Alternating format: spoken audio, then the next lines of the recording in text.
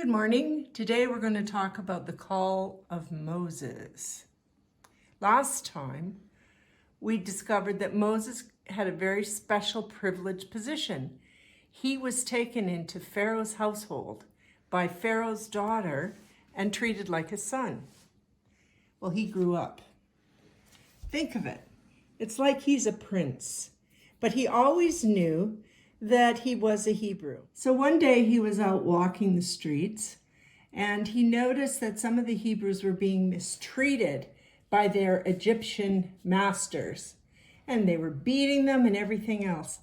Well, Moses was absolutely incensed because he didn't feel this was right. So he went up and he killed the Egyptian. Nobody was looking. He buried him and thought that all would be well.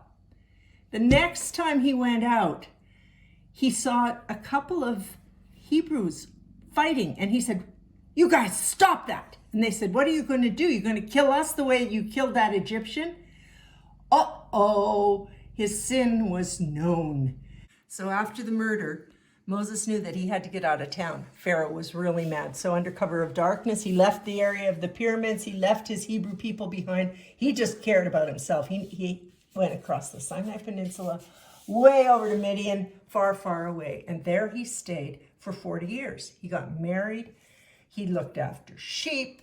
He was quite content to leave it all behind. But God had invested a lot in Moses. He'd brought him into Pharaoh's household. He'd given him the opportunity to learn to read and to write.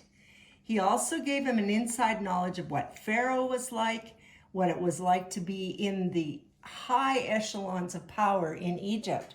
And all of those things were going to be necessary if God was going to be able to get his people out of here back to the promised land. Remember, that's the ultimate goal.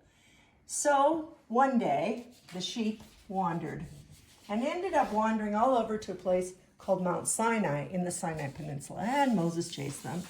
And when he came there, he saw a bush, a burning bush.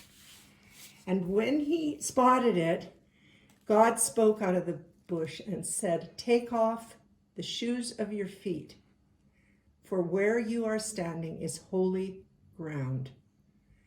So God was in that burning bush and called Moses to lead the people of Israel, the Hebrews, out of Egypt back to the promised land. And he said, "You will know, they will know when you bring them back to this mountain that I am who I say I am." So God called Moses as his superhero.